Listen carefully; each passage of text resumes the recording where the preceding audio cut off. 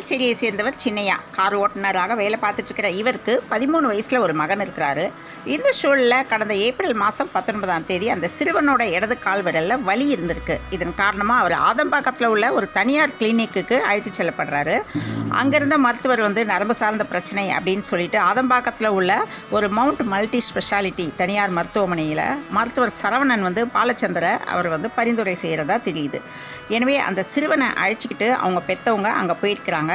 அப்போது சிறுவனை பரிசோதித்த மருத்துவர் சரவணன் காலில் ஒரு இரத்த குழாயில் அடைப்பு இருக்கிறதாகவும் ஆஞ்சியோபிளாஸ்டிக் சிகிச்சை மூலம் இதனை சரி செஞ்சிடலாம் அப்படின்னும் சொல்லி ஆஞ்சியோபிளாஸ்டிக் சிகிச்சை செஞ்சிருக்கிறார். இதையடுத்து சிகிச்சைக்கு பின்னாடி சிறுவனோட காலில் கருப்பு நிறமாக மாறி இருக்கு. பதறிப்போன பெற்றவங்க மறுபடியும் அவரை மருத்துவர்கிட்ட அழைச்சிட்டு போகிறாங்க.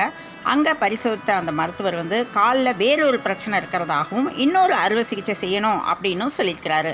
அதன்படி அந்த சிகிச்சையும் செய்யப்படுது. ஆனால் அதுக்கு பின்னாடி சிறுவனோட கால் மூட்டுக்கு கீழே கட்டி ஒன்று உருவாகியிருக்கு. இந்த கட்டியை எடுக்கிறதுக்கு வேறொரு அறுவை சிகிச்சை செய்யணும் அப்படின்னு சொல்லி அதுவும் செய்யப்பட்டிருக்கு.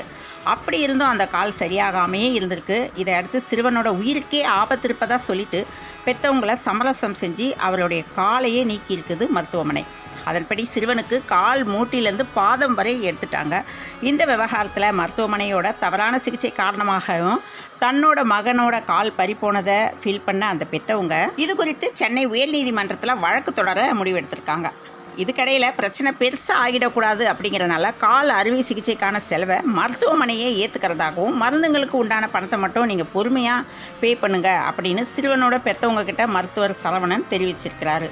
தொடர்ந்து போலீஸில் புகாரும் அளிக்கப்பட்டிருக்கு. சுகாதாரத்துறை மற்றும் குடும்ப நலத்துறை தலைமை அலுவலகத்திலும் சுகாதாரத்துறை அமைச்சர் மா சுப்பிரமணியன் அவர்கள் கிட்டையும் நேரிலேயே மனு கொடுத்ததாகவும் அரசு செலவில் சின்ன பையனுக்கு செயற்கை கால் பொருத்த ஏற்பாடு செய்யறதாகவும் அமைச்சர் தெரிவிச்சிருக்கிறதா சிறுவனுடைய தந்தை தெரிவிச்சிருக்கிறாரு. இந்த நிலையிலும் மருத்துவ மற்றும் ஊரக நலப்பணிகள் இயக்கக அதிகாரிகள் ஆதம்பாக்கத்தில் உள்ள மவுண்ட் மல்டி ஸ்பெஷாலிட்டி மருத்துவமனையில் ஆய்வு நடத்தினாங்க.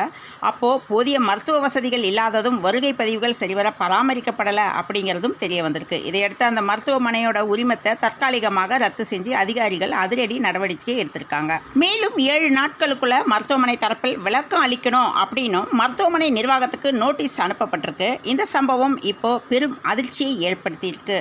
மேலும் இது போன்ற செய்திகளுக்கு பிரபாஸ் கதம்பம் சேனலை சப்ஸ்கிரைப் பண்ணி பெல் ஐகானையும் கிளிக் பண்ணிக்கோங்க.